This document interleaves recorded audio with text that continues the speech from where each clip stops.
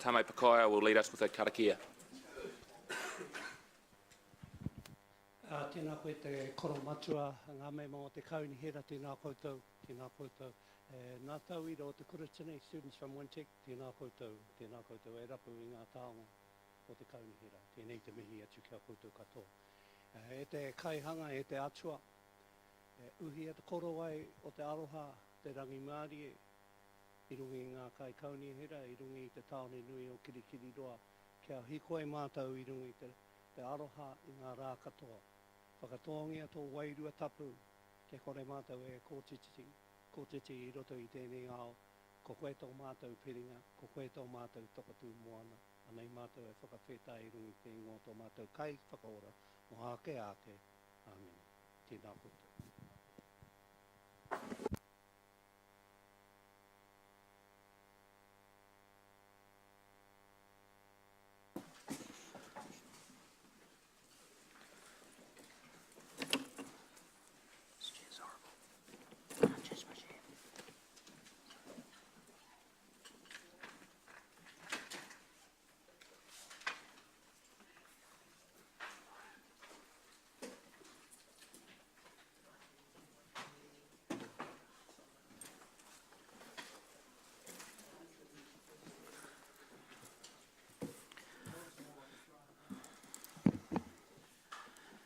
Good morning, everyone.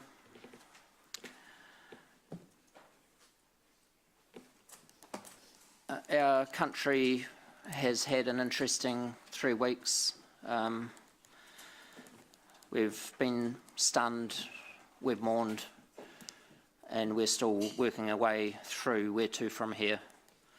Hamilton City has particularly had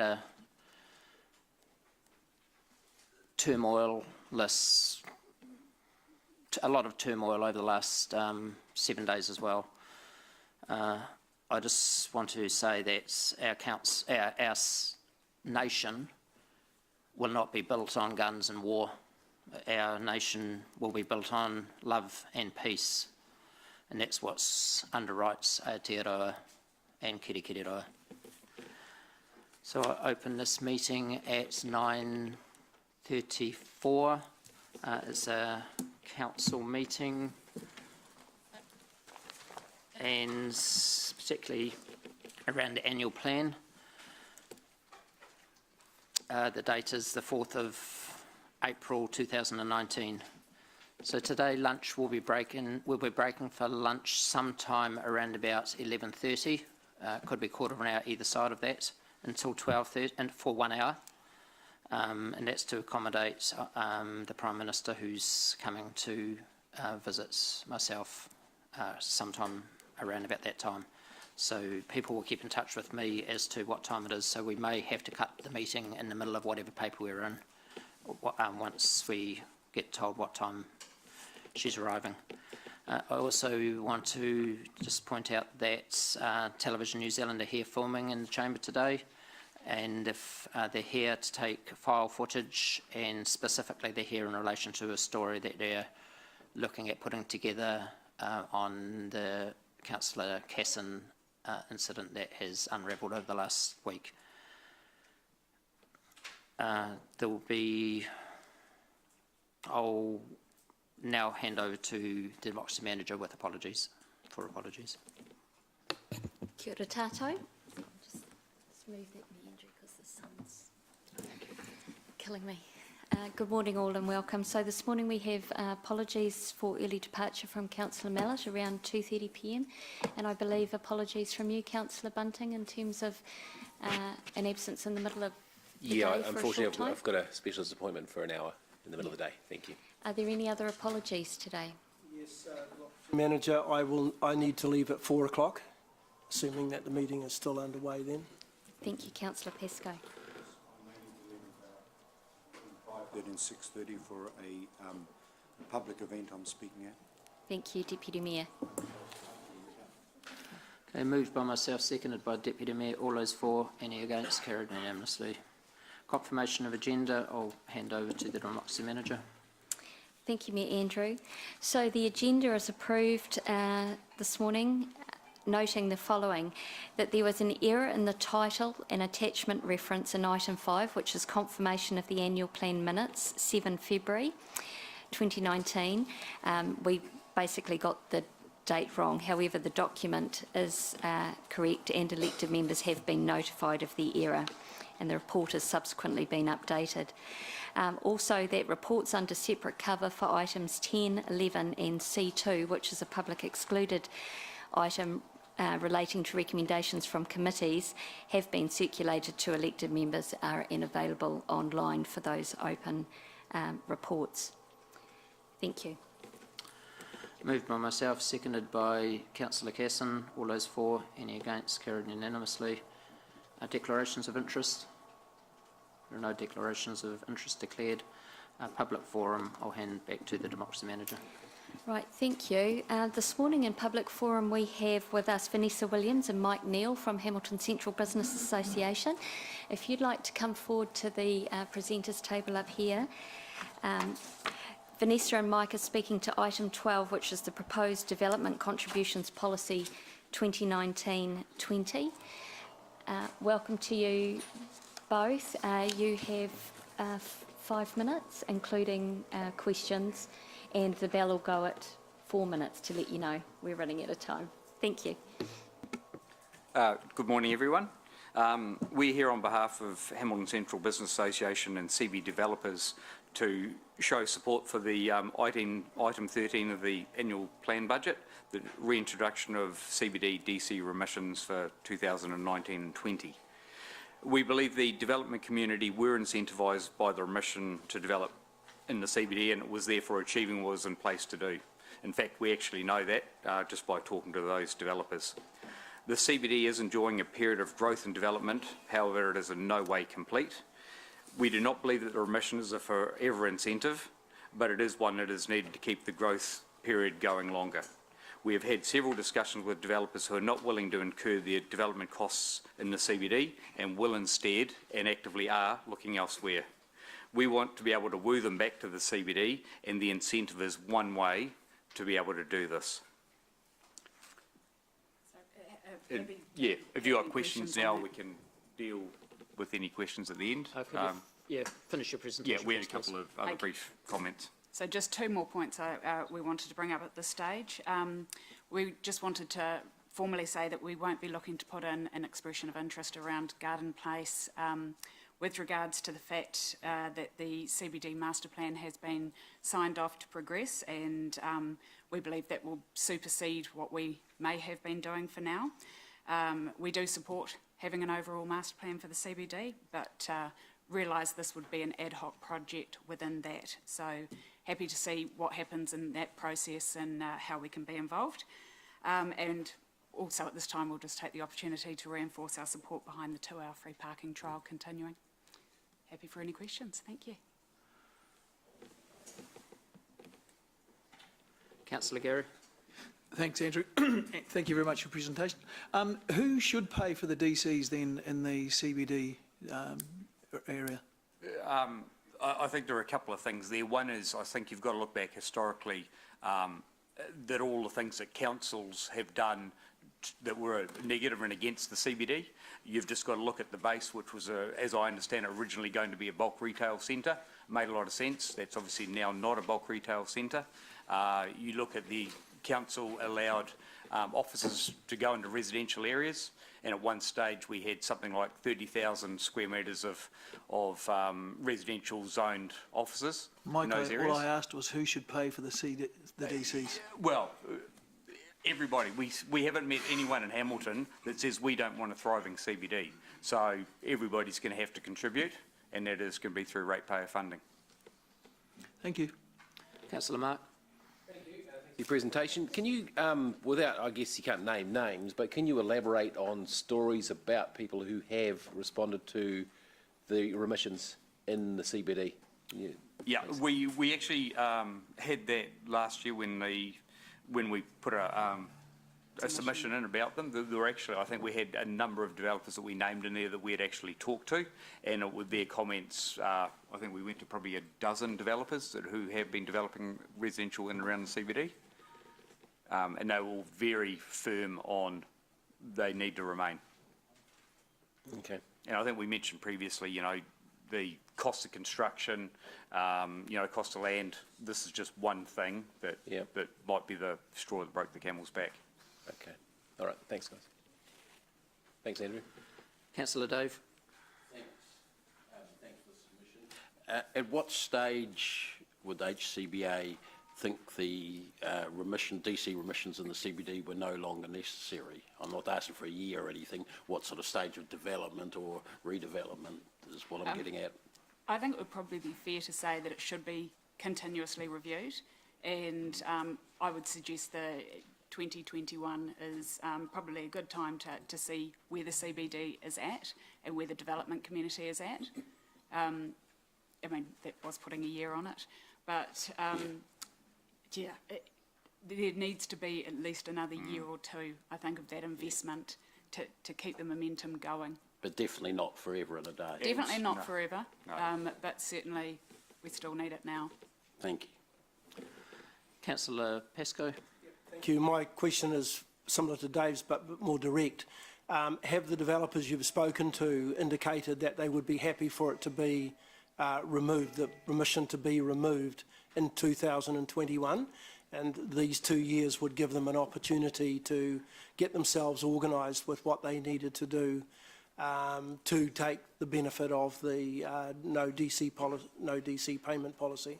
We haven't talked to them about a specific date as to when they should come back in or when they'd be removed. But yeah, at the moment, while you've got them developing, and it's not as simple as that. You've got to look at the financial cycle, a whole lot of other things. So we can't give you a definite date, and they haven't been asked that specific question. Can I also just clarify the 2021 date? I think is a review date, not one that I'm saying that it stops then, but certainly that it's re-looked at that time. Thank you. You indicated that the developers in the CBD liked the remission. Yes. Which of course they do, but my talking to two of the biggest developers in the CBD who do the most things said that they would continue to develop in the way they do, whether the remission was there or not. They made it very clear, of course, they like it because they're getting something for nothing, they're getting something from the ratepayers, but they said it wouldn't stop them doing what they're doing. They've probably got to a scale that allows them to be in that position to do it, but I think if you look at a number of the other developers, they have said it is absolutely key. And I think if you gave those same two developers that you mentioned a choice of do we have them, do we not have them, I'm sure they'd still prefer to have them. But they've made it very clear that they're happy with getting something that feeds into what they're doing, but they said that they would continue to develop either way. Correct. But it may also allow them to provide a better quality product without having to cut corners, and I think quality development is also really, really important. These are developers that don't cut corners. Thank you for your presentation. Sorry, one more question, Councillor Paula. I accidentally dropped off the list before, but that's fine. Good morning. One of my questions was asked, which is how long, but how long before you see this not being required? We heard recently that some of the new developments law had slowed down since we indicated we were going to stop the CBD remission. To your understanding, what other factors are to play in how quickly developers can get their new developments underway in the CBD? Is this the substantial issue, or is this just one of a number of key issues for city developers? Yeah, it's definitely one of a key number of issues. Consenting processes and the timing for that. As I said, we've talked about land prices, construction costs. Getting construction companies to be able to do it. All of those things have an impact. Okay, so for that reason, because there may be Last delay... question, Councillor Paula. We're well over time. Thank you, Mayor Andrew. Because there may be delay to those other factors, that's why you see a further 3 years of the CBD remission being in place to allow them to get going. Is that the... Yeah, that's part of it, and it's only another 2 years, effectively, rather than 3. Yeah. Thank you. Thank you so much. Thank you. We're moving to item 5 on page 6. Confirmation of Council Annual Plan Minutes, 26th of February 2019, moved by myself, seconded by Councillor Dave. All those for, any against, carried unanimously. Item 6 on page 18, General Manager Murray.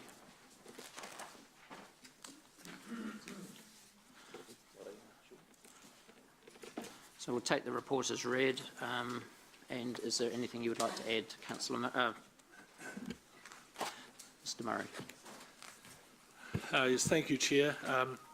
Just as a quick introduction, this item follows on from the 14 March report relating to the Hamilton Eyesight Review that went to Council, but on the 14th of March was deferred to this meeting.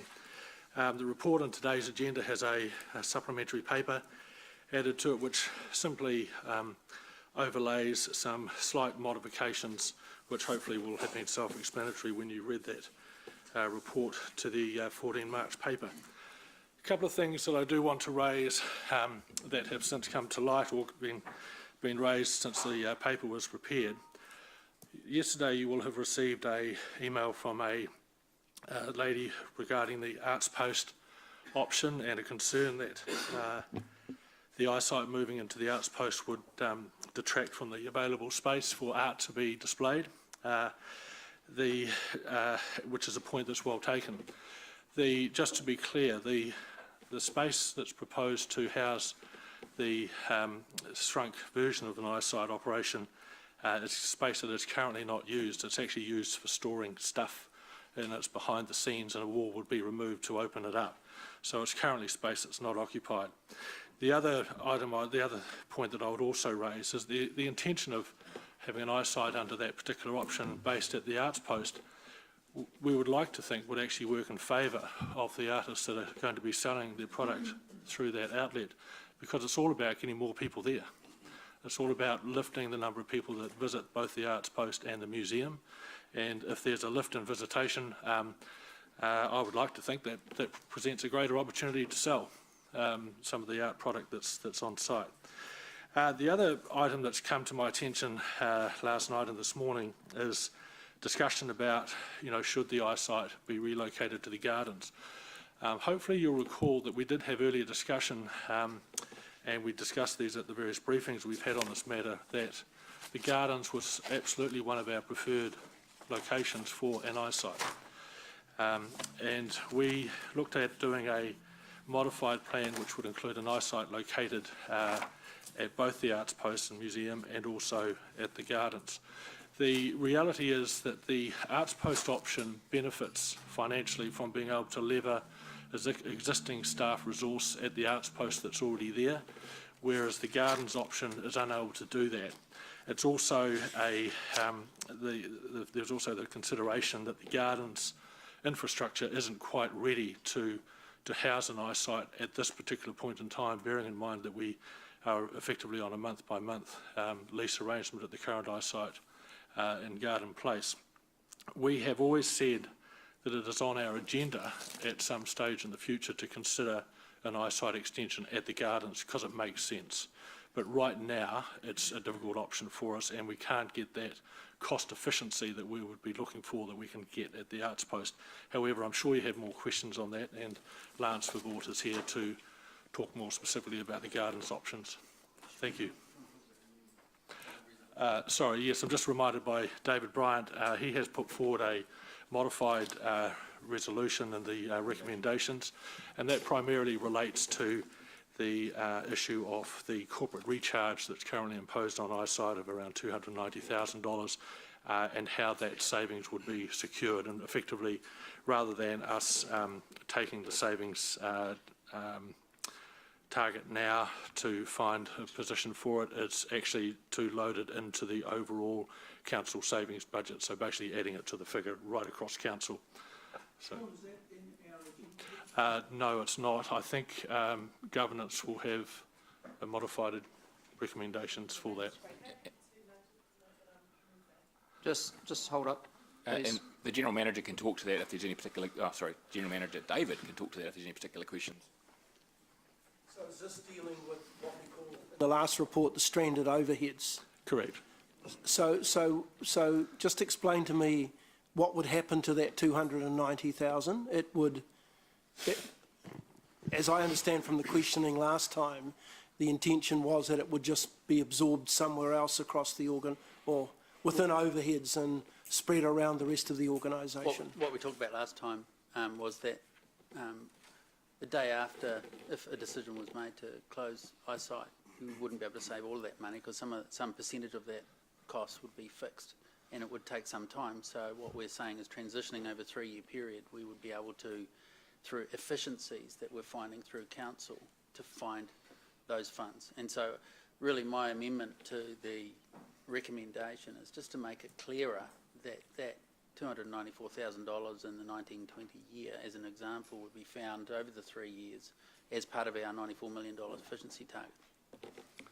And we're not going to stop at 94. That's what we have in our 10-year plan. Of course, we're aiming to reimagine local government and do as much as we can. Okay, thank you. All right, so just to focus us, I'm moving the staff recommendation C, seconded by Councillor Mallett. I understand Councillor Hamilton has an amendment to put, so can we have that up? Has Democracy got that? Could we have that up now? No, as the amendment. It's a hybrid. And it may be subsequently that if anybody wishes to put another motion, it will be on hold.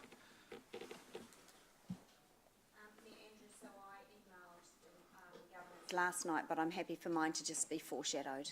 Yes. Which I think is somewhere on the board there. I'll second Ryan's motion, amendment there. So, Ryan, I'm just going to give you an opportunity to explain your motion at a very high level. You're not debating, you're not telling us the reasons why, you're just explaining what you've put up. Essentially just endorsing what came through the report as the most approved site via the matrix, essentially. The most logical, efficient, economic. What metrics are you referring to? In the external report that was done on eyesight. And page 48.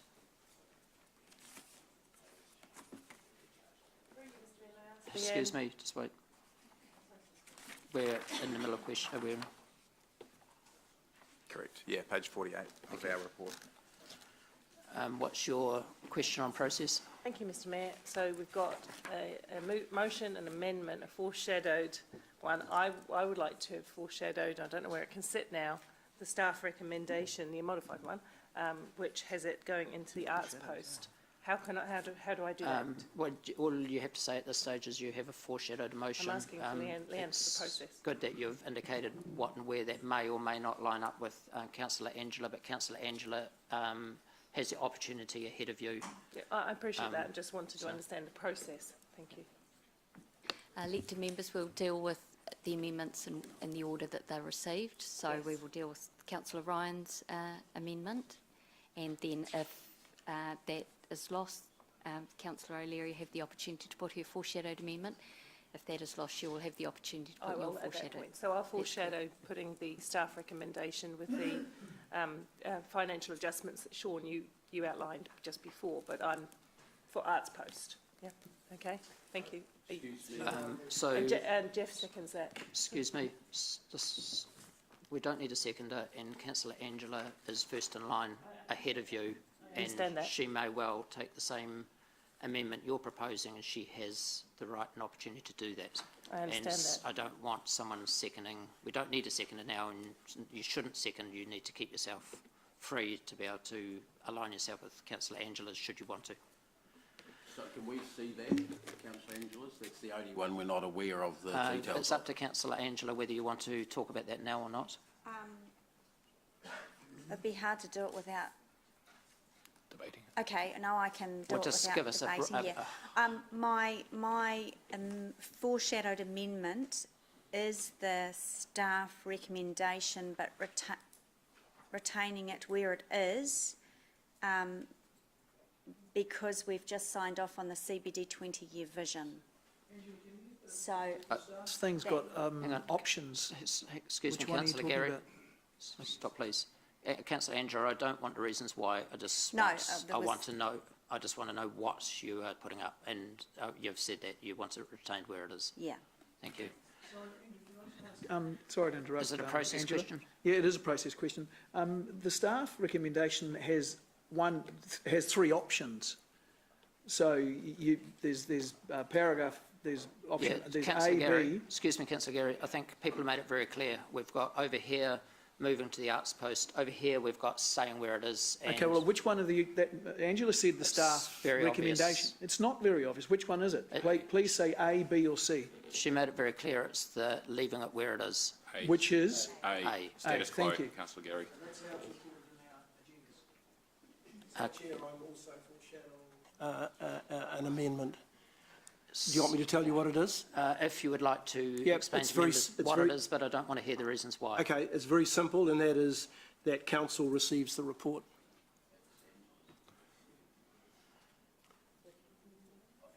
It's very similar. I'm not sure whether... It would have the same outcome as what Angela's proposed. So can we take it that all of these amendments in motion will all have attached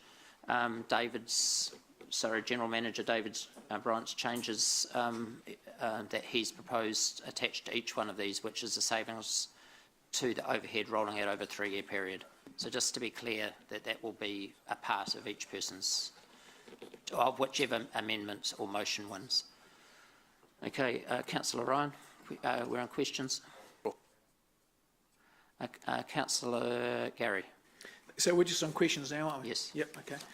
Thank you. On the consultant's report, page 33 of our agenda, there's a paragraph heading Costs and Benefits of Eyesight Accreditation. The first sentence in that says the cost of an eyesight and part of the network is relatively minimal at approximately $3,500 to $6,500 per annum. So how on earth are we running our eyesight at between $500 and $600,000 loss, or about $900,000 loss if you include overheads? Can I just jump in here, Councillor Gary? Yeah.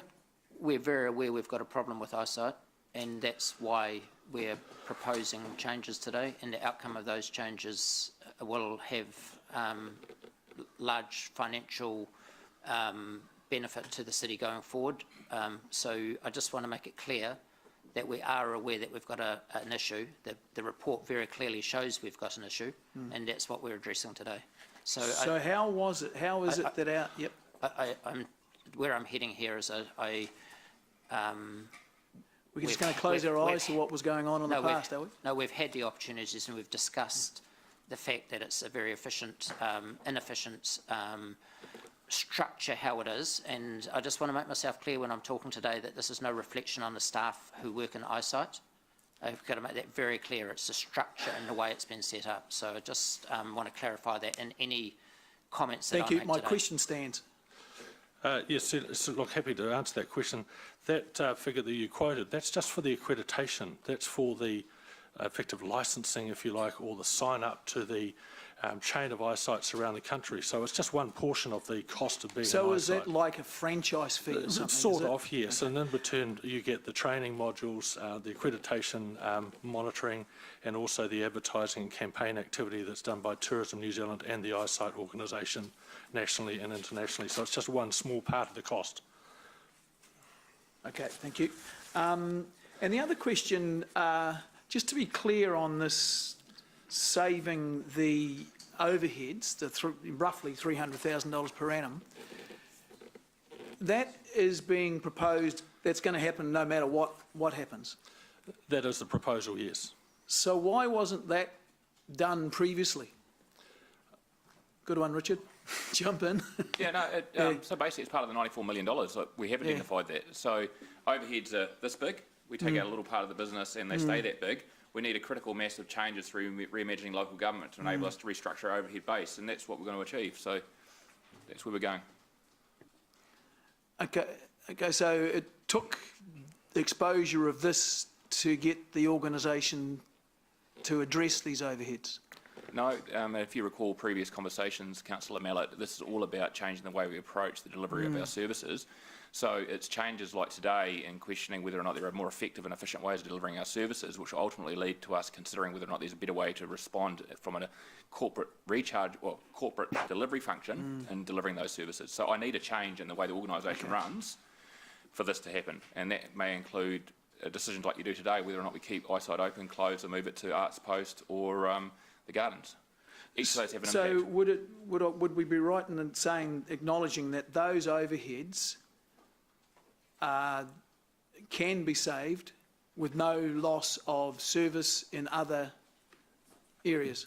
No, I've made a commitment that through my reimagining local government, we will keep. Sorry, something flashed. That will keep the level of services paramount. So the challenge I've been given is to do things differently whilst delivering the same level of service. I still haven't achieved the do things differently part, and today's discussion is an example of how you can do things differently. Okay, thank you. I'll just jump in here. Could I ask Lance, please, General Manager Lance, the financial effects which haven't been laid out in this report of eyesight moving to the gardens over eyesight, over Arts Post, and just how you generally feel about that too, that change which you haven't had a chance to write into this report. So, I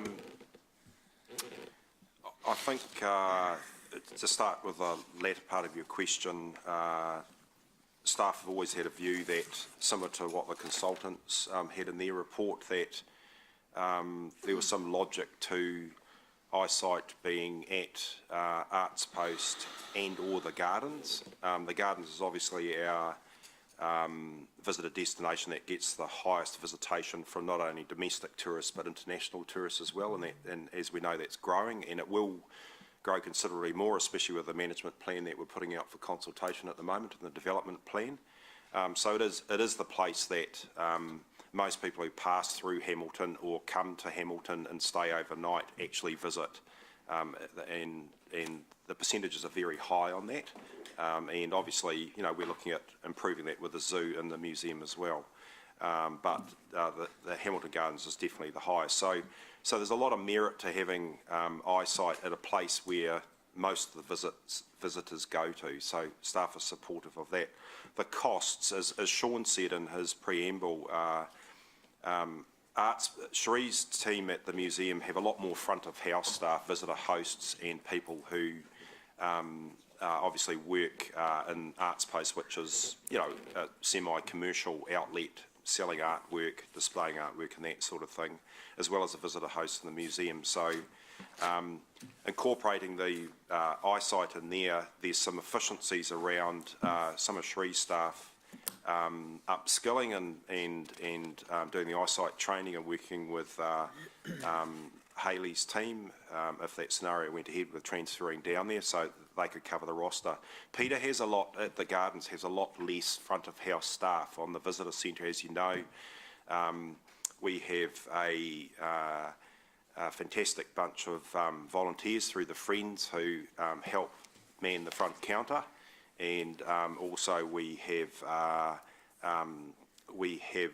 only one staff member who actually is at the front counter, paid staff member. So his numbers on the ground are a bit thinner. So if we put an eyesight in there with what was proposed for, the costings proposed for Arts Post, that would be challenging. So my view is that we would probably need an extra FTE at least to go into the Hamilton Gardens scenario, which would because I had a quick look at the LTP this morning just to refresh my memory, and we have in the LTP we have baked in to that whole proposal around developing the gardens as a couple of extra staff in the visitor centre as we move forward once that's developed.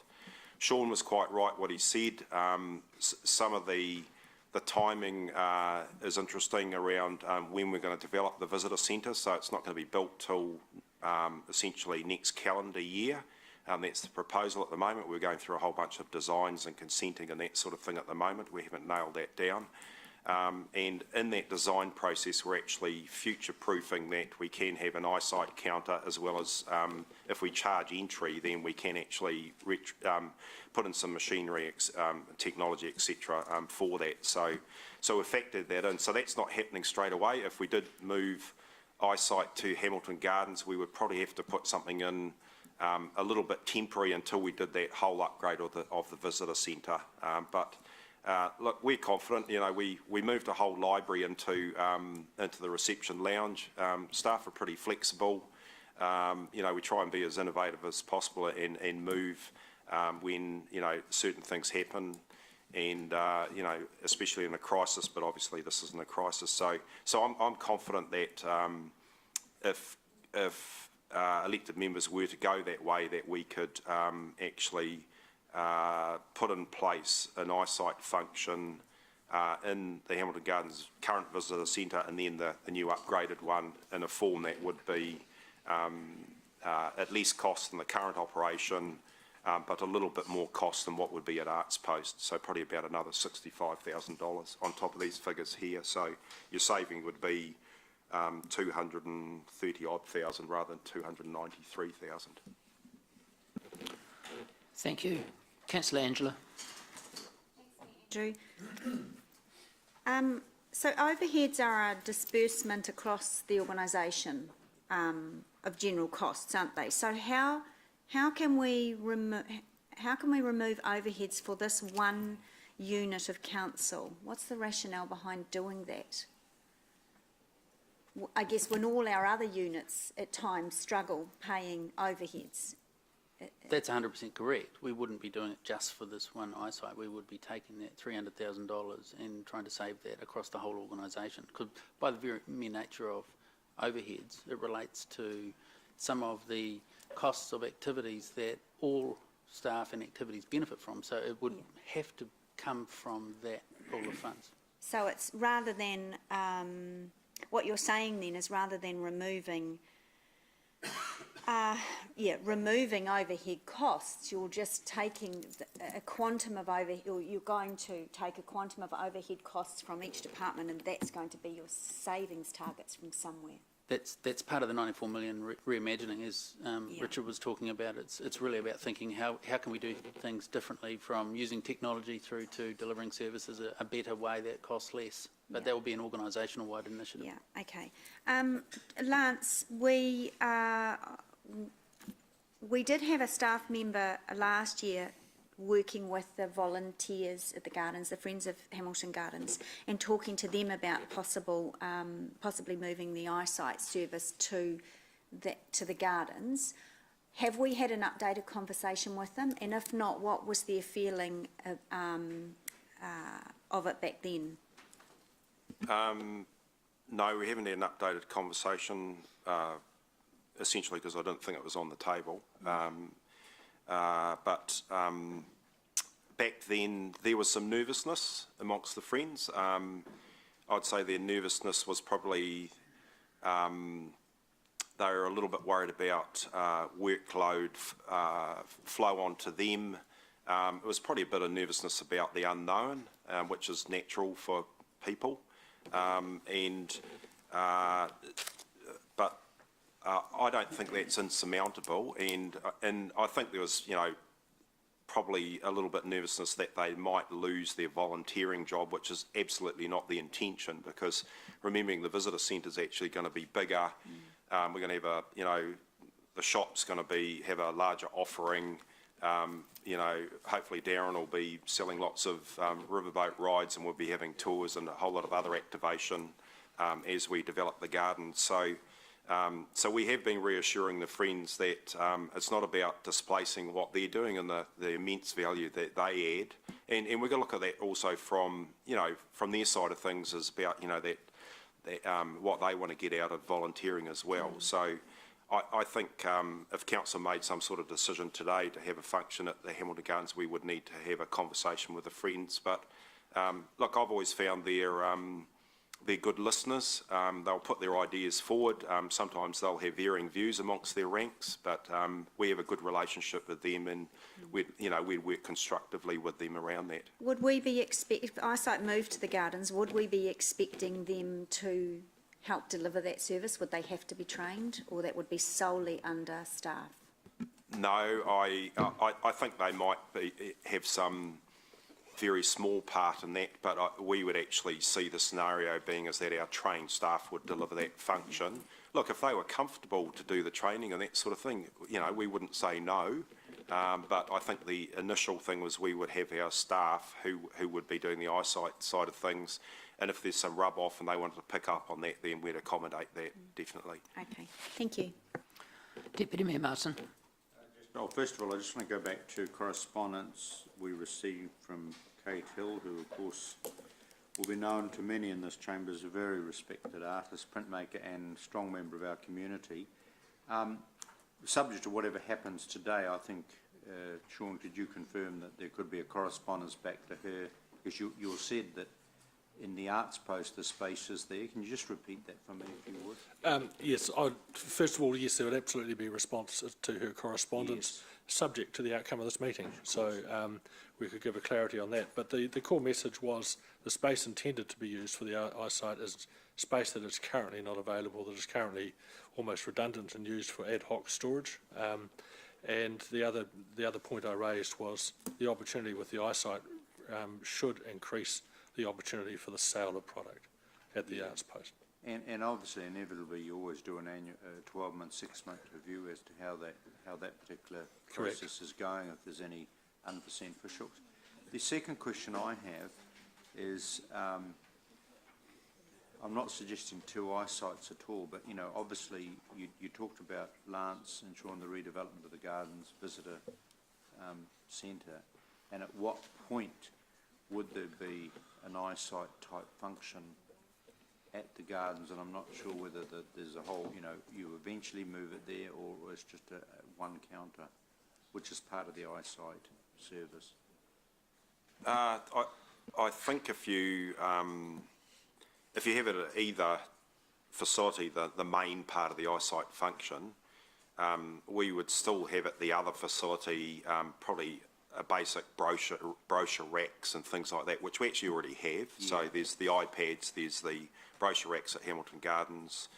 The museum actually has something similar, but their visitor hosts, they're not specialists in the eyesight function, which is actually Hayley's team, and they're actually properly trained in that. So, so we would still have brochure racks and things like that. And I was talking to Rebecca Whitehead this morning, and there's no reason why we couldn't have some visitor brochure racks in the central library either. But we wouldn't have the librarians being eyesight accredited trained staff or anything like that.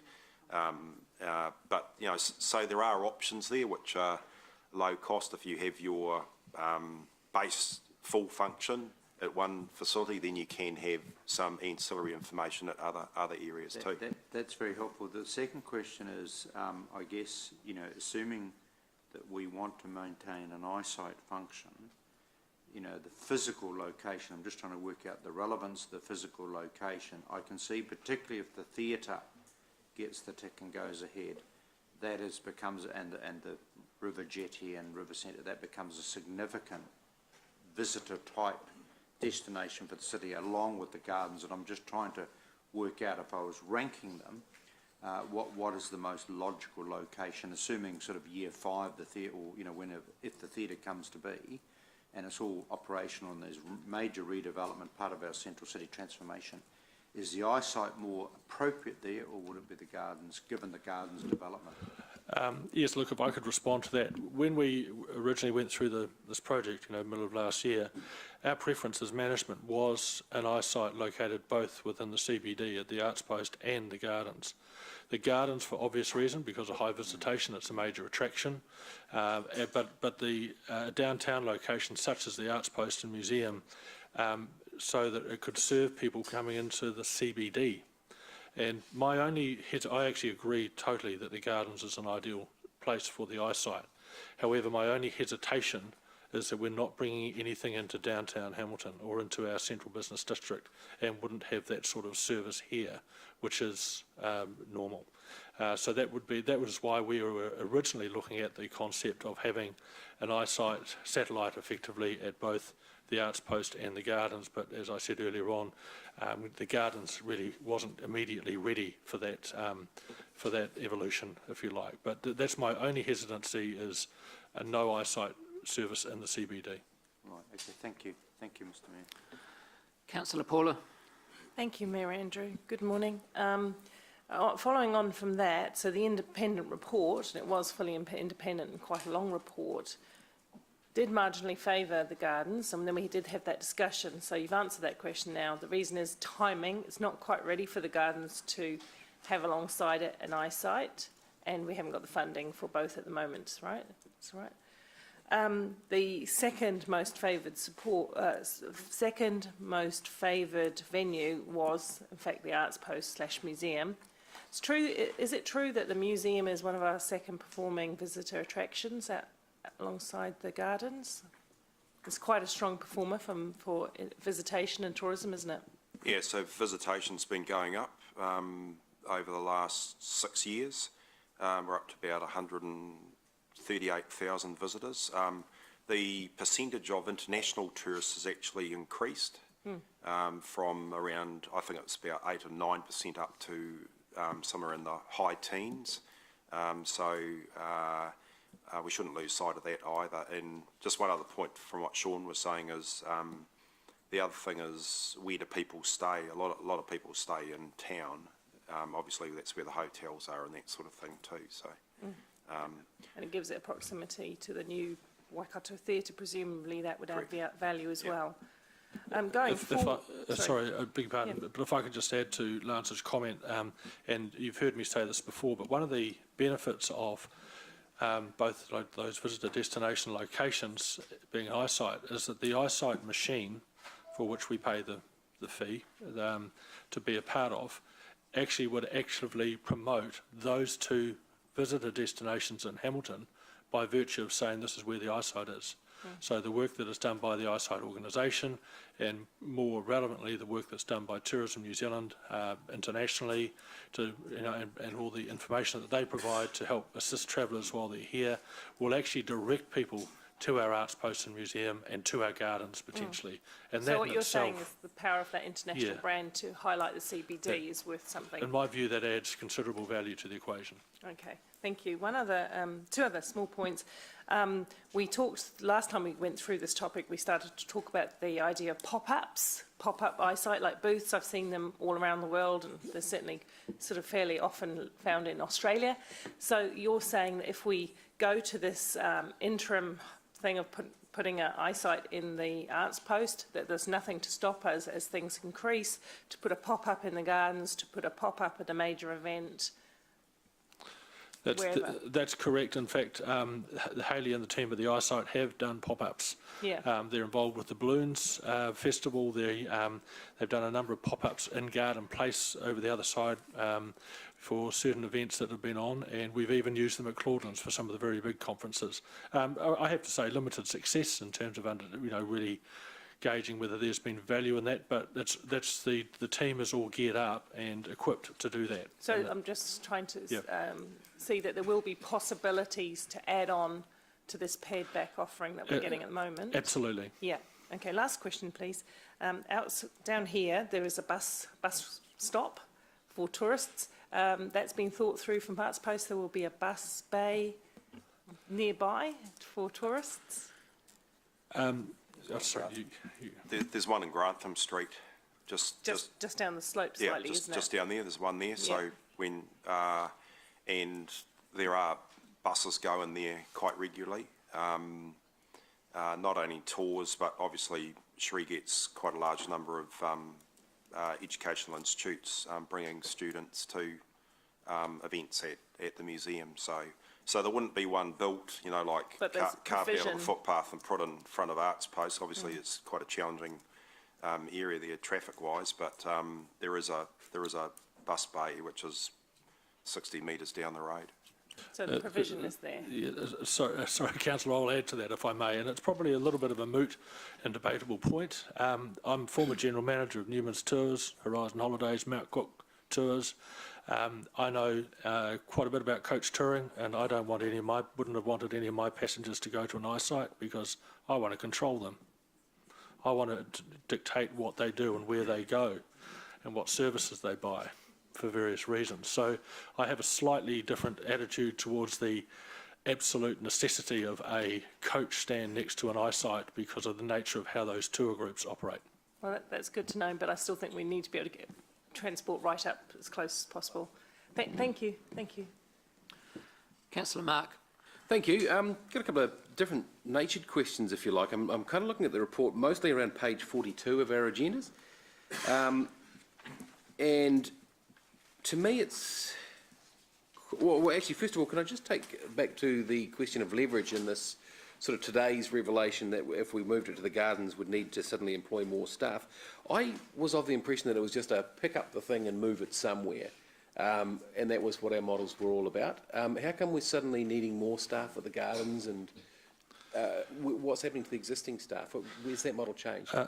Look, just to be clear, the proposal that we have to go to the Arts Post, for example, has us reducing the staff numbers by around 4 people. I was aware of that. 3 or 4 people. So or full-time equivalents, I should say. So all that Lance indicated that to go to the gardens would require an extra person because the ability to lever existing staff resources at the gardens is much less than what's available at the Arts Post site. But that's that would be just a reduction in the savings that we would get. So, in other words, the savings that are shown on that you're looking at would be a little less because the gardens would require an additional staff member. Is it because basically because we'd retrain Cherie staff at Arts Post and in the museum. Yeah. So to back up the roster of the eyesight staff that would transfer there, Peter doesn't have the currently have the cohort or the number of staff to be able to do that. So they'd actually have to be an extra staff member. I think the point that you're raising is the additional staff is an increase over what would be needed for an Arts Post eyesight rather than what we needed now. So that's the incremental change. I think that's challenging all of us. Is it's an increase on the Arts Post model, not on the current status quo model. Rightio. Okay, thank you. I'll park that one for the moment. Sean, I noticed in this report here, I see the cities you've cited are similar sized cities to ours. Can you give me an example of Auckland? How what do they do in Auckland with their eyesight, and how successful are they up there? Look, Auckland's had a, and I don't know the detail intimately, but it's had a fairly adventurous time with its eyesight strategies. At one stage it had 6 or 7 eyesights around the city. I think it's down to 3 now. They tried to go to 1, they went back to 3. They've been trying a lot of very different models to see how they make it work. The primary eyesights that they have, one at the Sky City, one at the airport, and one at the downtown by Princess Wharf. Right. But you cannot compare Auckland to Hamilton. Auckland is the gateway that overnights probably 75% of our international visitors. It's our largest city by far. It has a massive number of people that come in on cruise ships who are needing support and service, and the eyesight is contracted to help the cruise ship traffic that comes through, along with a number of other types of services that we just don't get close to. So it's very difficult to compare the model, but to be fair, they have continued to challenge themselves as to what is affordable and what's not affordable. It's currently funded through its Tourism, Events and Economic Development, CCO. Right, so they're still moving around and the wheel hasn't stopped. Yeah, look, and to be honest, they move locations within the same block around Princess Wharf just to get a slightly better rental or avoid a rent increase. So there's a degree of flexibility. Okay, good, thank you. And I did some research on the ones that are working versus the ones that aren't on this matrix that, as Ryan put it. And I was looking at, like even Palmerston North is out belting us, and New Plymouth, and I looked at where they are, and they all seem to be in great locations. And it struck me as that they don't seem to be the attractant of the public, but they seem to be the beneficiary of the fact that they're in a great location. Would that be a reasonable assumption when you look at Napier v Hastings, for example? Napier's right on the waterfront. Hastings is kind of next to a shoe shop in town. Yeah, look, that's absolutely correct. The location is everything. My only comment about Napier is they service all the cruise ships, so they have contracts with the cruise ship companies to assist them with travel arrangements for shore excursions. So they're revenue generating opportunity, a bit like Auckland, Wellington and Dunedin, who also benefit from cruise ship activity. They've got a chance to sell an awful lot more than what we do. We don't. Palmy doesn't get a lot of cruise ships, eh? No, they don't. I'm not familiar enough with Palmerston North to comment. Okay. Fair point. For example, Dunedin's right there in the town hall, in the centre of town, and that sort of stuff. I guess you see where I'm going with this is that does it draw crowds or does it benefit from where it is? That's both. Dunedin is good downtown location. Happens to be part of the art gallery and museum. Yeah, right, exactly. Thank you. I'm done. Councillor Robb. Chair, I've just got the one question, and it is around paragraphs 6 and 9 and 10 of the report of the 14th of March, and it's around that in some areas the regional tourism organisations, the RTOs, manage eyesights in some of the areas. I just wonder, given this and then the subsequent discussion in paragraphs 9 and 10, and the significant financial support that we give to Hamilton Waikato tourists, well in excess of what the other councils give, why isn't the Hamilton Waikato Tourism Association giving us why isn't it being more active and more supportive in this role around what we should be doing with the eyesight? Now, I'm not saying they take it over, but why aren't they actively involved in telling us why we should be or how we should be promoting this eyesight to get the best bang back for the tourist dollar that we're spending? Look, in response to your question, they are actively involved with the eyesight. Day by day, they promote the eyesight quite heavily in all of their activity that they do, and they carry a lot of the eyesight information on their own websites for Hamilton Waikato Tourism. So they do have a great deal of day-to-day engagement and coordination, just as they do with the eyesights elsewhere around the Waikato that are part of their council member territory, if you like. It's not that evident, though, in the report, is it? No. The external report or in our own reports here? Yeah, look, I think it was just taken, to be honest, as a given in terms of the function and the relationship that exists. Because I've got this advertisement that was in the newspaper at Christmas time from Hamilton Tourism Waikato, where they're promoting this region, and we're way down the list. There's no reference at all to eyesights. It seems to me from it that they are actively promoting, taking orders for these sites in competition, I guess, to the eyesights. It just seems to me that we may be a little bit siloed around them and this activity. I'm not familiar with the ad you're showing, but I'm assuming that they're really pushing the core destinations and tourism product. They are, but we're way down the list in terms of where Hamilton features on this. Okay. And yet we're providing most of their funding, and I guess I just sense that there's a limited amount of support around this decision that's been going on for months and months and months. Councillor Robb, question, please. Yeah, that is the question. Well, I just feel that there's limited support, yeah. Look, I don't think the support is at all limited. I think the question you raised with regards to that ad might be another discussion, and Jason Dawson from Hamilton Waikato Tourism will be doing his 6-monthly report to Council in the next month or two, I think. But they are very supportive of the eyesight and have been very, very active in their support, I can assure you of that. Okay, thank you. Okay, so we're moving to debate.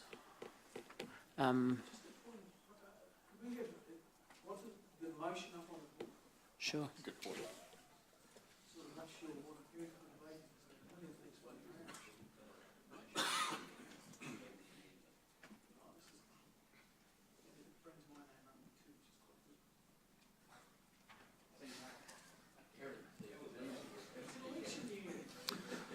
Okay, so is everybody happy on what we're debating?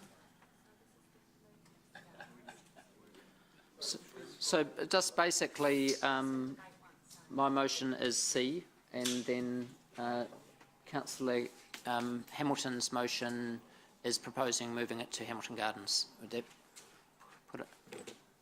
Okay. Is everyone clear? So we're going to debate the motion and the amendment together.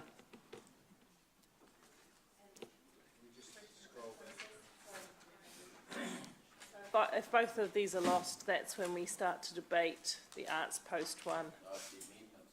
If the amendment's lost. So we're debating these both together, but when will we debate? Do I debate my position on the foreshadowed amendment now, or do I wait until potentially this one is lost? Yes, please.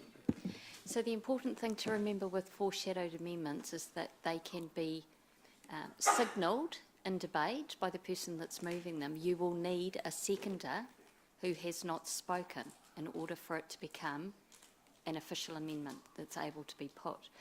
So anyone who has is sympathetic to the positions that are not currently either the amendment or the motion needs to think strategically about. Do you want to move it? Excuse I'd like me. to move a You move procedural on, I don't. motion that standing orders be suspended for the purpose of allowing speakers in the first debate to move or second subsequent motions relating to this item.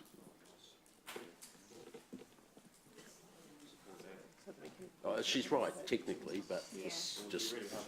Yeah.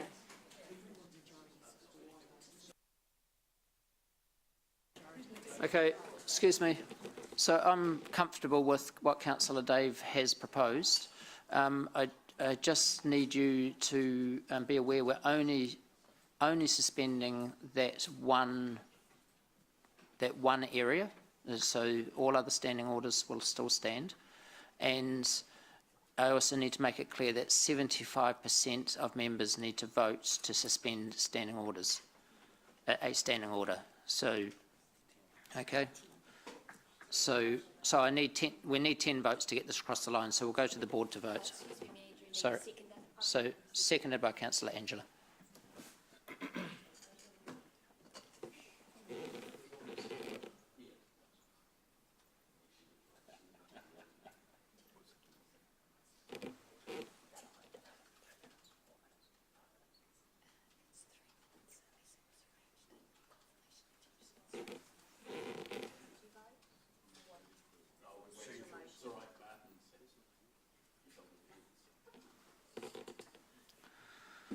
The motion is carried, 12 for, 1 against.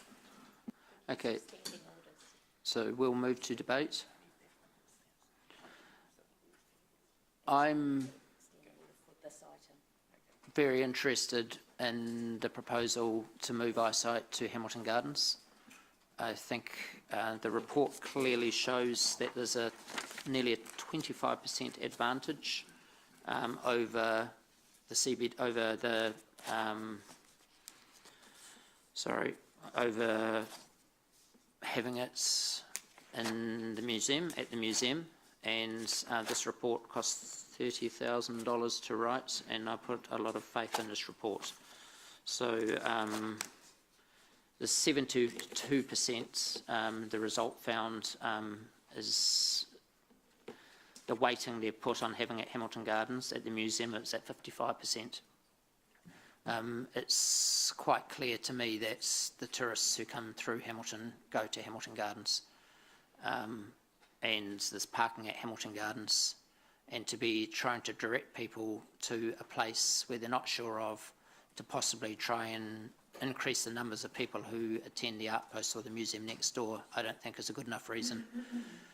When you go to Queenstown, eyesight's based at the foot of the gondola. When you go to Auckland at Sky City or down on the waterfront or where the action is. And I think the appropriate place to put an eyesight is where the tourists are already there, to make it as convenient as possible. So I will be supporting the amendment. If the amendment fails, I'll then support the motion. Councillor Ryan. Thanks, Chair. Look, I'm sympathetic to the Arts Post proposal. I was initially quite keen on having that presence in the CBD, but the more I've looked at this, to me, the answers become clearer. I'll start with 6 reasons why. The highest strategic fit and alignment with the matrix as purported in the document suggests the Rose Gardens. It would be a natural alignment with our highest visitor and tourist attraction, bar none. It could be done in and with consideration of the new $1 million visitor improvement centre we have signed off in our 10-year plan. It would have the most accessible accommodation for parking, for any of the options. It has 384 permanent car parks at the Gardens and between 750 to 1,000 spare for overflow, as opposed to 6 available car parks at the Arts Post. Councillor Leo would be pleased too that cars go through a speed limit to go to the Gardens, so it's going to be much safer for our public rather than hopping off into the main street. And this is one of my favourite ones. It would nestle in the bosom of the proposed $27 million Gardens plan.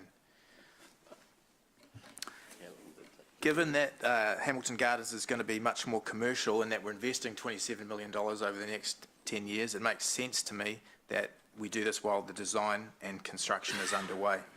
The primary function of the eyesight is to be where the people are, and that's clearly the Gardens where thousands go. It is a strategic, logical option.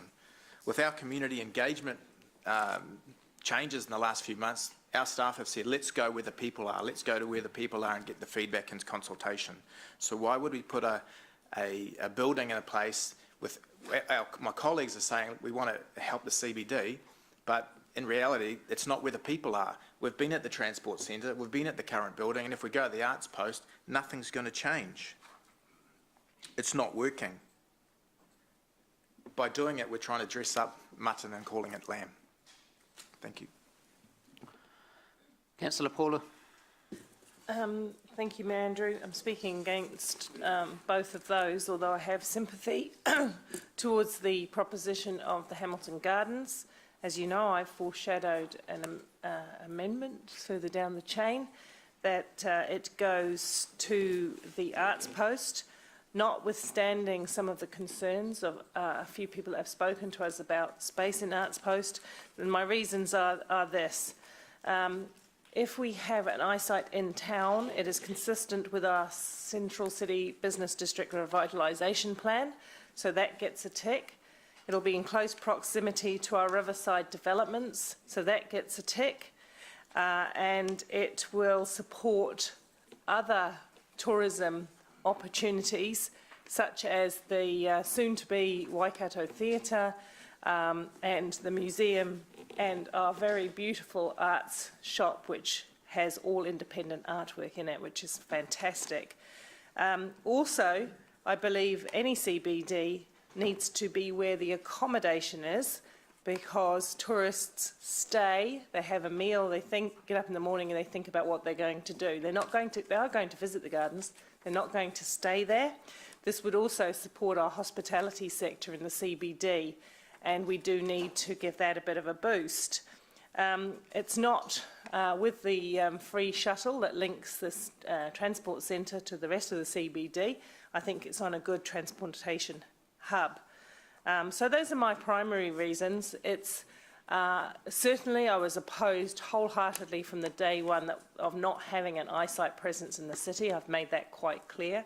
I've been open-minded about where it should be situated, and I draw some strength from the report, which gives the idea of placing it in the Arts Post quite a lot of strength, reasonable amount of cost savings. I think it's a good position for now, and I think that once the Hamilton Gardens development plan progresses, and of course we just approved the draft documents yesterday to go out to further consultation with the public, then the time will come to have a eyesight in the Gardens for sure. But at the moment I believe we need to keep it close to the central city. The only reason I don't support it remaining in the building that it is because the report, the independent report that we paid for, experts to design, says clearly that that particular office position is expensive and the overheads running where they are expensive. They're selling souvenirs there. They don't really make as much money as they could, and they're not local, not by a long shot, mostly local artwork. I think it's a rather nice thought that tourists will be able to take away a Hamilton, Waikato artist's piece of work when they visit Hamilton. So that's why I'm going to foreshadow my motion later. Thank you. Councillor Mark. Thank you, Mayor Andrew. I think we're all agreed it's not working where it is at the moment.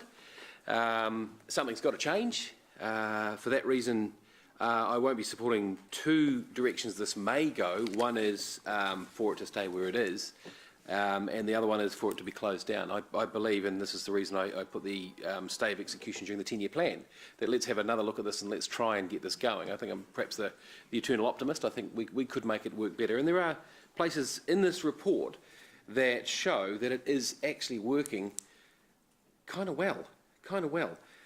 If you look at Napier, you look at Wellington, you look at Dunedin, you look at Tauranga, they're doing really well. Look at Hamilton, not so great. Hastings, not so great. But there is a pattern with those results.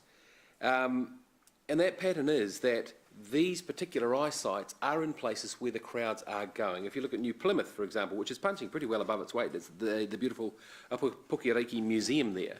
If you look at Dunedin, it's right there in the art gallery. If you look at Napier, it's right there at the end of the main street by the waterfront. It's beautiful. If you look at Tauranga, it's at a fantastic place. Whereas Hamilton, we're kind of tucked up in the corner of the council building, which isn't working.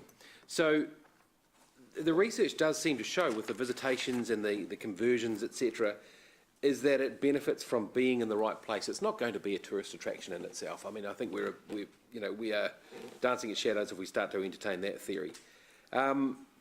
Paula, in her questions, or Councillor Southgate in her questions, raised an interesting point about its role in moving people to other attractions. And I think that's one of the reasons I really want to keep it here, because I think it serves a good function. Now, I've been banging on since day one of this council that we should be using the gardens rather than as a tax or charging people to promote other parts of our city, to promote the zoo, to promote the upcoming theatre, to promote a great restaurants, etc.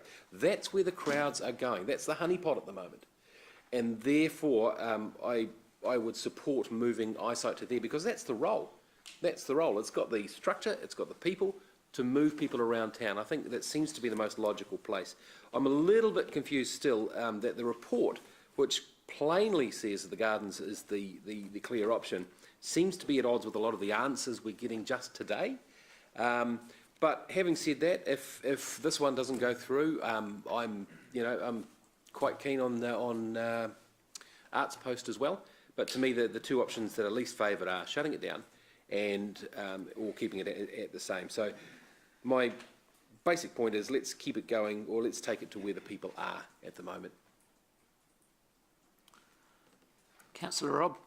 Thank you, Chair. Look, the initial bullet to close the eyesight was fired back in December 2017, and as I recall, the sole reason for that was to save costs. No other reason at all. Since then, there have been many reports. One at least was pulled just before the meeting, and another was shut down by a procedural motion until we've got to where we are today. I really believe that the role of governance is to instruct staff to either close or retain the eyesight, and then leave it to the staff to decide within the constraints of the budgets we help set and then approve on how and where it should operate. You'll see today that we've got two motions up. We've got, I think, 3 foreshadowed motions. And of course, the number of options for where it might go and whether it might remain in existence are covered in all 5 of those, 5 of those, 2 existing and 3 potential motions. I think that as a governance group, we have limited expertise, and we should be relying on our staff and the external experts to assist us on where it should go if it is the decision of this council to retain the eyesight in one form or another. Thank you. Councillor Gary.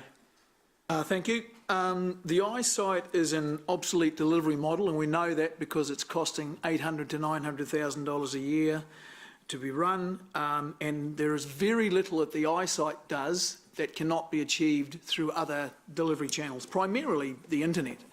There is a far, far, far better use of that $800,000 to $900,000 per year than spending it on the eyesight, something that is delivering services that can be achieved through other delivery channels. There is no way in the world that ratepayers are getting $800,000 to $900,000 per year of benefit from the eyesight. There is a very, very good example. This is a very, very good example of something I raised in my chair's report at the Finance Committee recently about cost-benefit analysis of what we do with other people's money. And this is a glaring example of where the cost to ratepayers is way, way greater than the benefit to ratepayers. So we need to be serious about spending ratepayers' money, and we need to stop being heroes with other people's money. Councillor Jeff. Mayor Andrew, I'll ultimately be supporting relocating the eyesight to Arts Post. I initially didn't support any prospect of closing the Garden Place eyesight when it first came up. I think a bit has happened since then, and the consultant's report has identified that the eyesight is one of the more expensive to operate in the country. I think we can do better. I certainly don't agree with the position of Councillor Mallett that we don't need an information centre at all, that we don't need an eyesight. There seems to be a school of thought out there that you can do everything digitally these days. The consultant's report does refer to the fact that actually some people do find it overwhelming. There's just so much information online. And there is actually a move in some areas to go back to bricks and mortar. They mention Western Australia and Los Angeles as examples of that. So I think we need an information centre, and I believe we need to be part of the eyesight network. I have sympathy for the Hamilton Gardens argument, and I certainly do think we need and we will have an eyesight presence at Hamilton Gardens, large or small. I certainly agree with that logic. But I also believe we'd be making a big mistake to remove any eyesight presence from the CBD. I think if we decided that today, in 3 years' time, there'll be a vote around a table to bring eyesight back to the CBD. We do need to have a presence in the CBD. And I actually think the Arts Post location is a good compromise. Financially, it's a good compromise. It saves us some bucks, but also it is a good strategic location. Regional Theatre, River Plan, Victoria Street, it's a good spot to be. Hospitality Precinct. So I'm fine with that. I think that's a good move. We're saving some money. It's a good strategic location. We can have the best of both worlds. We can have Arts Post and we can have a presence at Hamilton Gardens as well. Thank you. Councillor Dave. I support and agree with the comments that Councillor Mark made before.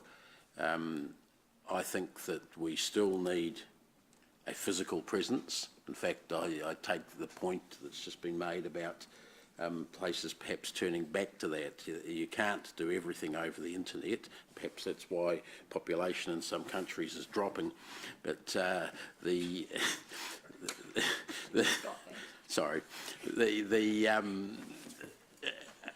I think what we lost something when we took the information centre away from the transport centre. It was co-located with one of our key visitor activities. I also regard the Arts Post and the Gardens also as visitor activities we should be co-located with. And you know, to have standalone arts centres, I think that's the dinosaur part of it. I think co-located with your other activities. I would like to see an information centre, table, desk, computer, whatever, at several different sites around the place. We don't have that possibility today, but I think the general managers have signalled perhaps that if there was one at the Arts Post, we would also later on be looking at one at the Gardens. I'd perhaps like to look at it the other way round, because I think the Gardens at the moment draws the most people. Start with that, but also look at the CBD presence in the Arts Post or something like that, and also look at the transport centre and look at what other visitor attractions we have that are drawing people in from outside. I've seen in Queenstown, while there is a big one up by the gondola, there are also information, official eyesight information kiosks, if you like, in several hotels around the place that do a lot of business depending on what's going on in those hotels. The private sector can be involved in this area. Perhaps the Novotel or somewhere down that area could have one too. So I think we've looked at this a bit like how to set up a monolith, and there's only going to be one. And we can achieve better than that. We can spread ourselves better without necessarily costing a bomb. By co-location. So if we've only got one to start with, I'd say the Garden, second one Arts Post or somewhere else nearby in the CBD, and look at what other possibilities, useful possibilities would be after that as well. But I'm going to support the amendment at this stage. If not that, then certainly the Arts Post. Deputy Mayor Marsden. Thank you. Councillor Pascoe reminded us of the considerable amount of money we do give to Waikato Hamilton Tourism, and I look forward to that discussion with them in terms of the return directly for the city, and it comes in various ways, but it's a certain discussion to have. It does highlight that what this city spends on visitor tourism promotion is much, much larger than the eyesight. That's just one component. Then obviously even running facilities like the museum and Hamilton Gardens as a destination are important. My own feel, I think there's a degree of finely balanced in this argument. Number one, obviously we all stress our deep admiration for the competence, courtesy and dedication of the existing eyesight staff, and we also regret the degree of uncertainty that they've had to put up with as individuals as we work through this particular option. I do think, however, it is appropriate for governance, following quality, good advice, to make a final call, because I think it is a significant strategic issue as well. But I do note Councillor Pascoe's argument about where does governance begin and end and where does management begin and end. My own feeling is if you arrive in this city, be it at the bus station, private car, airport, it is very, very appropriate, obviously, to ensure that those arrival places have adequate information and certainly have a real adequate signage with regard to where the eyesight is actually located. On balance, I do think that moving the eyesight to the cultural entertainment precinct, which of course is Arts Post location at this point, is the appropriate thing to do. I think we should obviously have an eyesight presence in a vibrant CBD, which hopefully within the next 4, 5, 6 years we will see even more vibrance and more vitality in our CBD, and obviously think the southern sort of cultural entertainment precinct is the way to go. If the majority of this council decides that it should be at the Gardens, then so be it. All I would say is I think at this point, on balance, a CBD location is still more appropriate. Having said that, further discussions to be had as to some form of eyesight presence at some point at the Hamilton Gardens venue. Thank you. Councillor Angela. Thank you, Mayor Andrew. Should it be at the Gardens? Should it be at Arts Post? Should it be in the municipal building? Should it be satellites? Should it be in the museum? We have failed to reach a consensus on this because we haven't approached this from a strategic position. This should be a strategic decision. We are a growing city. We're all very proud of that. We all make sure we remind ourselves of that in this chamber every time we're here. We have, with a growing city comes more residents, with a growing city comes more visitors. We are either in the business of having an eyesight to deliver services to our growing city, or we're not. Now, Councillor Pascoe was right. When we were looking at the budget last year, this was a budget exercise. It wasn't a strategic decision.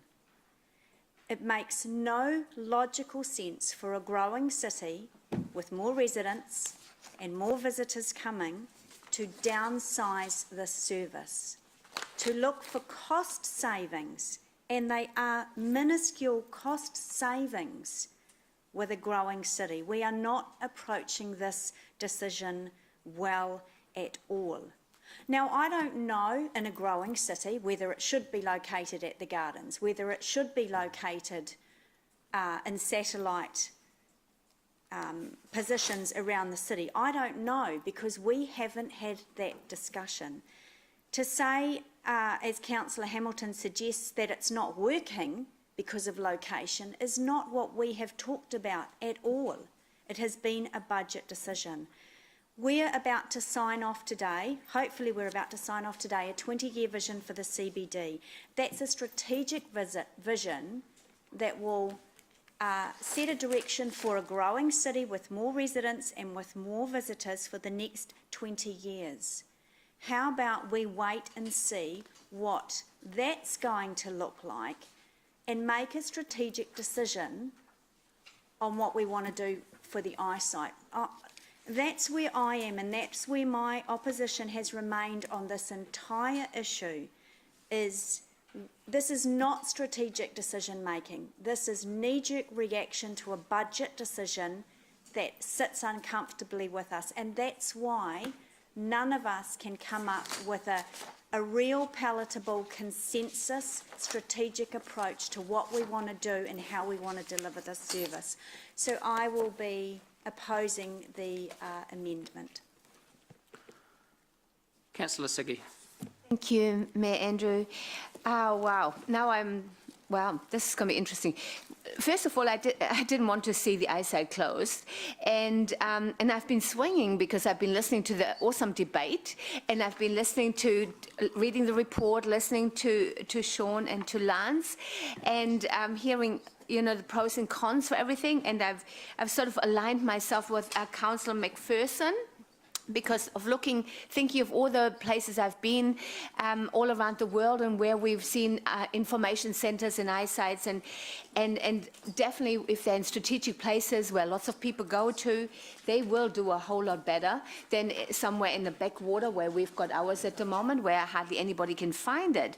So, but then I listened to Councillor O'Leary as well about have we really talked about the strategies we go about with our city and where we're heading and where we're signing off that 20, the view for the next 20 years in the inner city, and it is growing, and we will have more tourism coming to Hamilton. I can see that. Where is the best place? But then bigger cities have more eyesight or have more locations. So where do we go? I think I will go with the Gardens at the moment, just to get a start. I've never really liked where it was where it is now. The only thing is in between, until the Gardens are done, what are we going to do there? I mean, are we going to have an interim and so on? But that will be later on decided once we've made that decision. That's sort of my thoughts at the moment. Thank you. Okay, we'll go to the board to vote. So we're voting on the amendment. No speaking, please.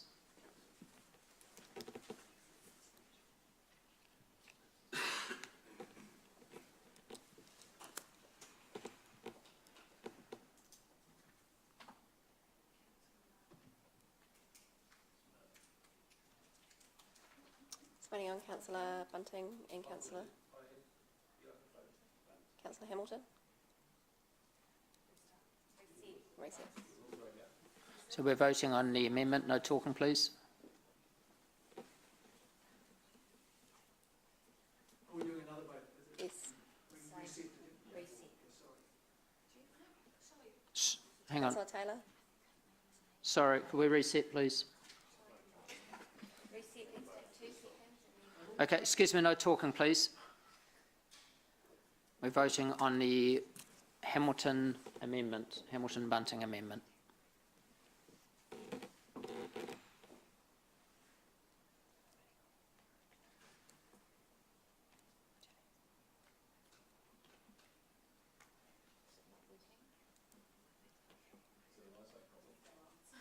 Excuse me. Have you pushed? You have. The amendment is lost. 5-4-8 against. So we now move to the motion. Sorry. Okay, so we now move to Councillor Angela's foreshadowed amendment. So if we get that up on the board, please. Councillor Angela. We need a second. Yep. Yeah. Have the debate on this, because this is something that hasn't had a seconder, hasn't been on the board until now, so it's not straight to the vote, unless no one wants to Yes, speak. I agree, totally. Yeah. Yes. Thanks. Yes.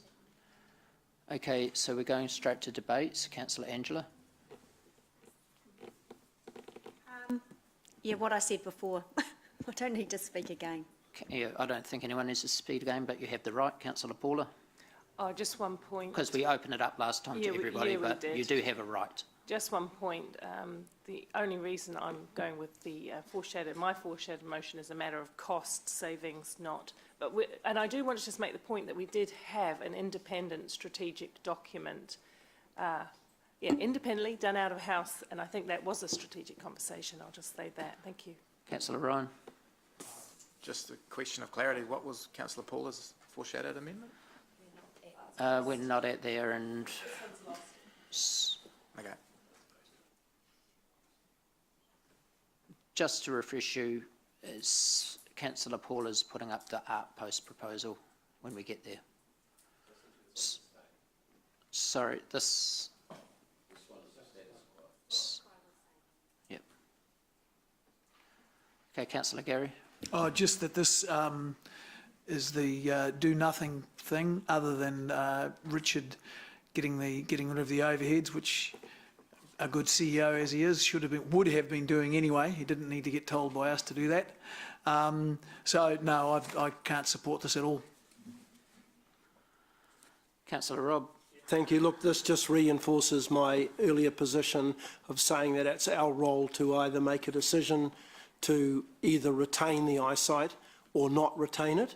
And I think we've now got back to that position, and then it becomes a question of, within the constraints of budgets, which we have with staff already set, that staff manage and come back to us with alternatives if they are unable to manage it on the basis of where it currently is, if that is in fact where the decision falls. Thank you. Councillor Mark. Look, I think the prudent thing to do is remember that we're asking ratepayers for a heck of a lot of cost here. I think moving it is the appropriate option over this one.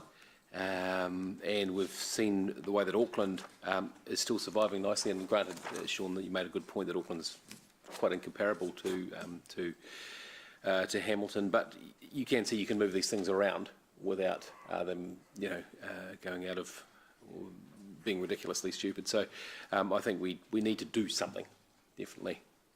So won't be supporting this one. Councillor Dave. Yeah, I just want to talk about one particular aspect, and that's Councillor Robb's assertion that this is a staff and operational decision. I don't agree with that. I think as Councillor O'Leary herself said before, this is a strategic issue about what type of eyesight we want. Do we want one that's co-located with council activities, with other public activities that draw visitors, or do we just want to have the same sort of situation before? That's the strategic issue, and this is a strategic decision now. It's our decision to make, and staff have properly put that before us. And if you want to have it in a place where there's greater visitor traffic, you would go with either the gardens, which has been defeated, or the arts post, I believe. That's of the choices that are before us today. And that arts post one has yet to come in front of us. Can I just ask members to go to page 42 and the top graph? Hamilton, I am not asking for any feedback from anybody. I'm just guiding you through my talk as I speak my debate. On the top graph, we have the lowest amount of customer contacts in the last year that there was reporting. When you go to the bottom graph on page 42, our net revenue is the lowest in New Zealand, I presume, because I think they would have covered everything. When you go to page 44, our net operating deficit is the highest in New Zealand. And when you go to page 45, our net cost per customer is nearly three times as high as the next closest eyesight in New Zealand. Something's got to change. Leaving eyesight where it is not going to change the financial model we have at the moment. Councillor Angela, right of reply? No. Oh, you don't get one? Sorry, you don't. But she didn't have an opportunity to speak. Oh, she did. She turned it down. We'll go to the board to vote.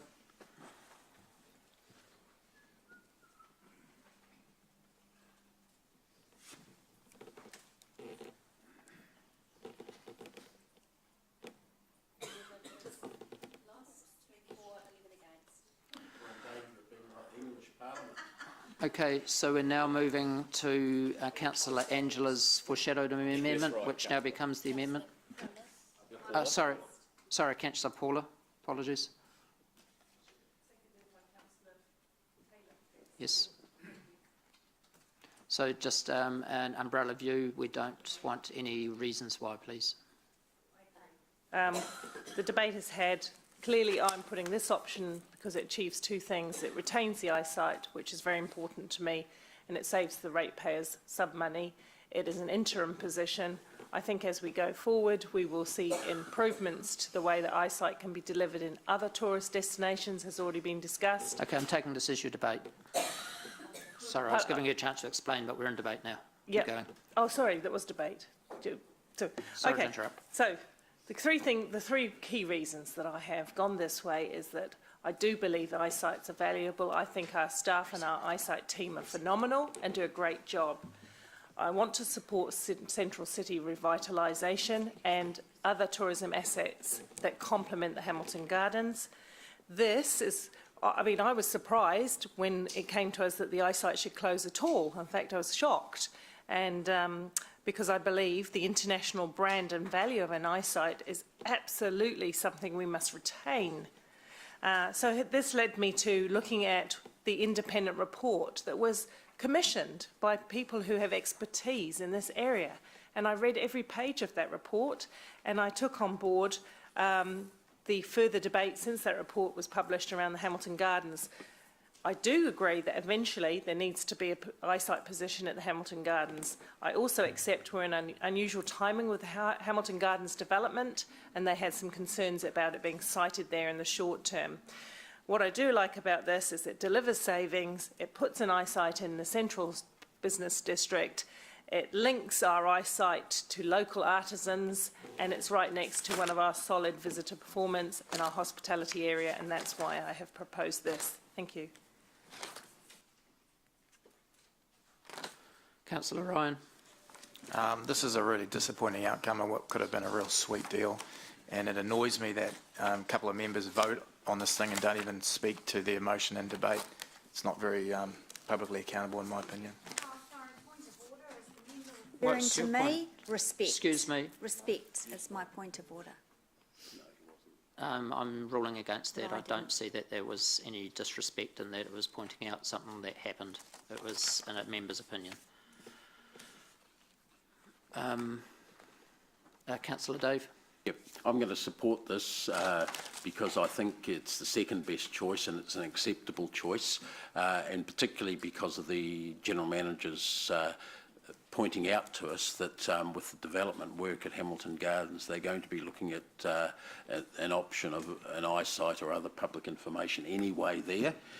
So the fact is that the gardens, and I'd say to Councillor Ryan, the gardens are still on the table for an eyesight type operation, is still on the table. This doesn't put it off the table, but and it makes a move towards what we need to see in place.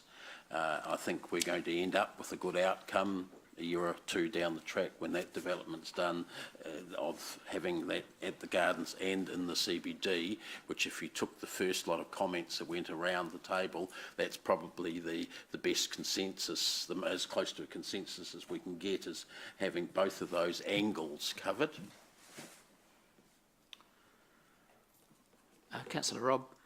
Thank you, Chair. I will be supporting this amendment on the basis that I think it's the second best of the option, but probably second to a different one that Councillor Dave referred to. But look, I think what it does do is it ensures that we retain an eyesight. We retain an eyesight in the central city area. And it may, in fact, as Councillor Dave has outlined, it may be an interim measure, and it may allow us perhaps to get a little closer to Hamilton Waikato tourism and see whether or not we can jointly get additional benefit out of an eyesight going forward, and also help us to locate it in a place where we will get the best bang for our buck as far as long term is concerned. Councillor Mark. No, actually, I'll leave it. Okay, so we're voting on the amendment put up by Councillor Southgate and Councillor Taylor.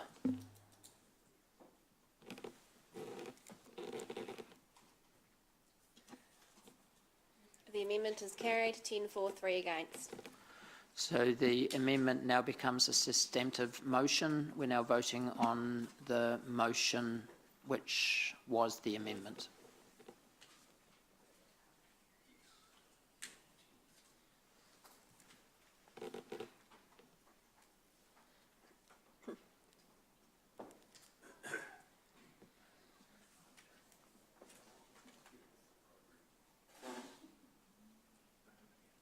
The amendment as the substantive motion is carried, 10 for, 3 against.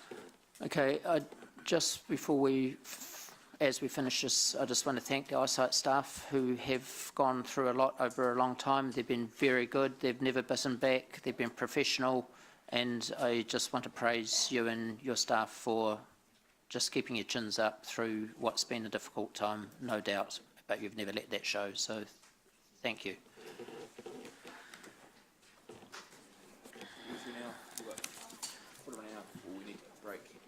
Yeah. So we're now going to page 57.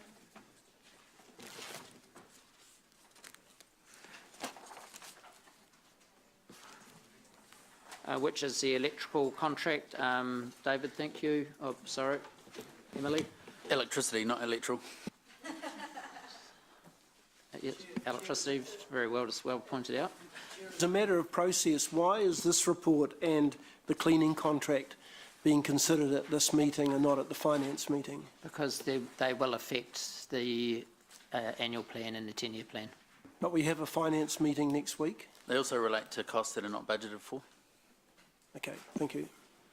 Okay, we'll take the report as read. Anything you would like to add? Could you introduce... Good morning, my name is Emily Botcher. I'm the Facilities Unit Manager, and beside me is Martin Lynch. He's our Energy Consultant. Just before we begin, I'd like to just make a change to the staff recommendation. There's an error in that recommendation.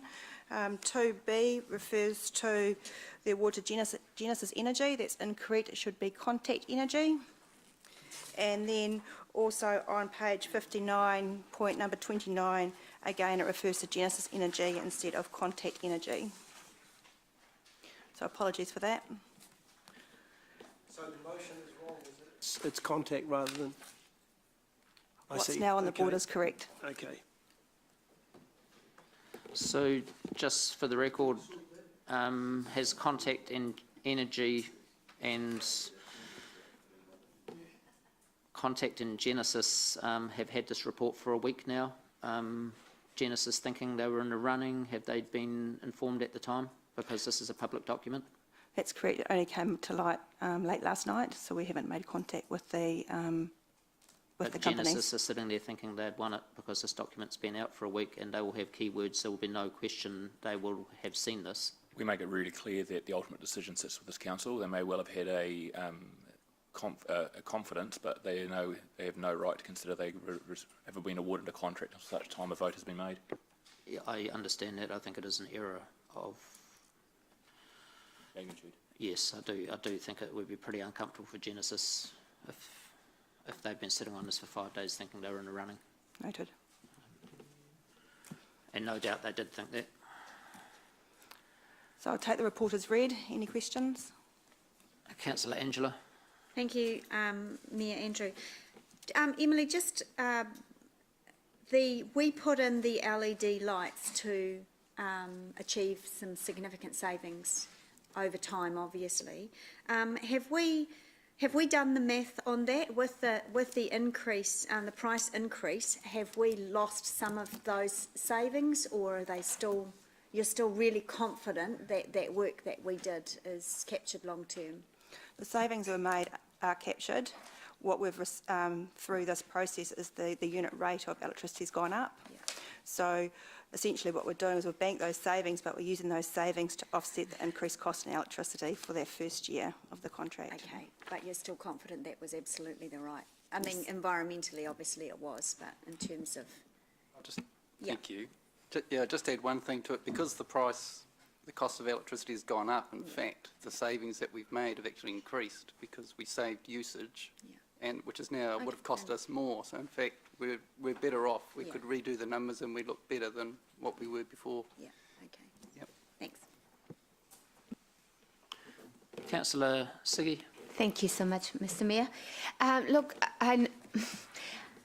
yes, New Zealand, we do run on renewable energy, and which is fantastic. But I'm just wondering, because we are reliant on energy coming from somewhere else, have we ever did a real good costing on if we generate some of our own energy through solar panels, like photovoltaics and things like that, or there are even smaller wind? We don't need to have the huge wind powers. There's Excuse smaller. me, this is not about energy savings. This paper is about accepting a contract that staff have done a lot of time on. This is not about efficiencies or savings or different ways of using electricity. This is about, do we accept this contract or not? It's very simple. It's open and closed. It's yes or no. Councillor Gary. Thank you. Can I just ask that the staff recommendation, it talks about 3 years. Can the recommendation be changed to put the actual when it starts and when it finishes? Because it's just not acceptable to have 3 years in there. It needs to say starts on the 1st of such and such and ends on the 31st of such and such in a certain year. Okay, noted. Could we do that now before we vote for it? Yeah, yes. thank you. If you know what they are. Councillor Robb. Yeah. Fixed for 3 years in terms of the price, that irrespective, and what I mean here is irrespective of any increases that might happen over the 3-year period, are we effectively locked? Are they locked into those prices for 3 years? The answer is yes. This is the energy component of electricity pricing, which is fixed, which is our main cost. Our network component, through WOW networks, they still have the ability to pass through a small increase, typically small increase every year. So is that like a line charge increase? That's the line charge component. So there's no potential large financial shocks likely to come through in terms of the 17.5 million and the 5 million? No, there isn't. Basically that risk has been priced into what we have, fixed price, variable volume. So, and we've also put a little bit of an allowance in there based on the amount, if we have increase in load over that time, so that the contract will fully cover off that cost. So that means as we put as we acquire new streets or have vested, the extra cost of lighting those streets is built in too. Yep. Okay. Yeah, that's correct. Yep. Thank you. Thank you. Councillor Gary.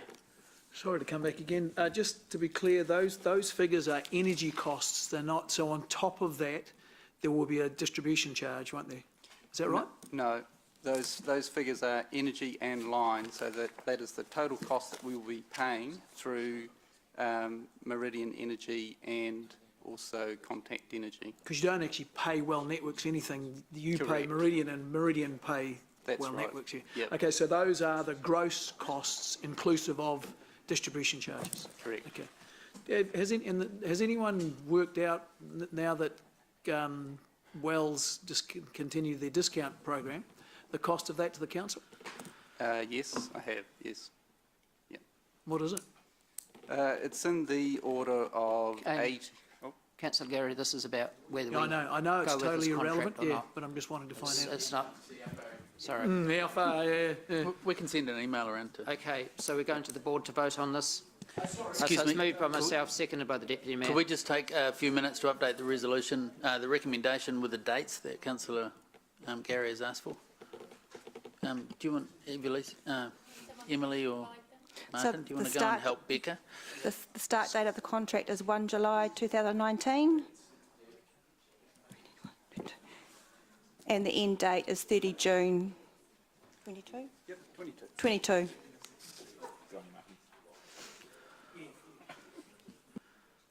Okay, so we'll go to the board to vote. It's moved by myself, seconded by the Deputy Mayor. All We'll those for, any against, carried unanimously. Okay, we're now moving. Thank you very much, team.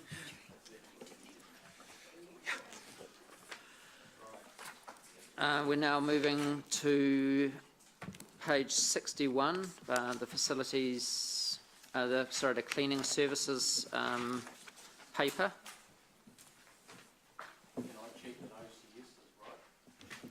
That's right. So, can I ask a question of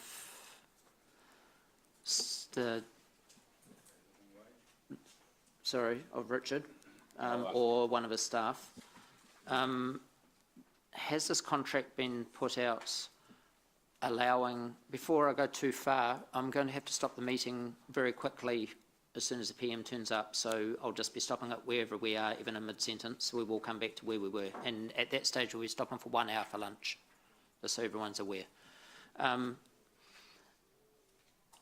want to ask whether this contract was purely based on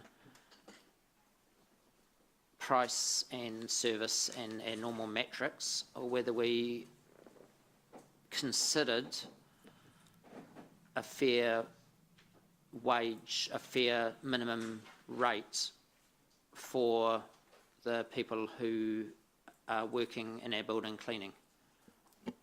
And I would be, talking, was that a consideration? Was that a part of the metrics? Thanks, David. So we went out for tender based on minimum wage, and also asked tenderers to consider what the impact will be financially if we chose council's minimum wage. So the report is based on the legislative minimum wage. We've done the numbers with the preferred contractor and the implication financially to council should we choose to introduce council minimum wage for our contractor is approximately $200,000 a year in addition to what's presented in the report. So just following on from that, the minimum wage through the government is a stepped-in process.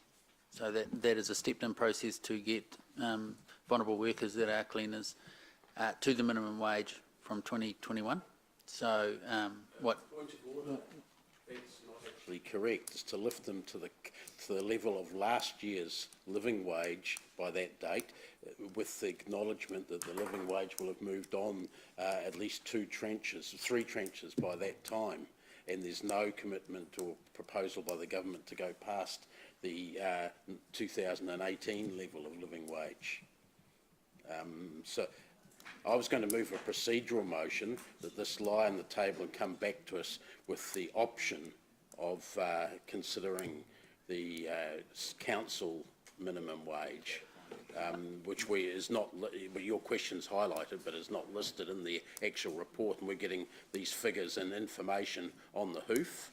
So, look, we're about to stop for an hour, so could I ask staff during that time to come back with that work done? If you haven't done it at all, where are you in that process, General Manager. Emily's done the work, and the difference would be $200,000. I had asked for this information. Sorry, we had an answer from the General Manager that I don't believe is accurate.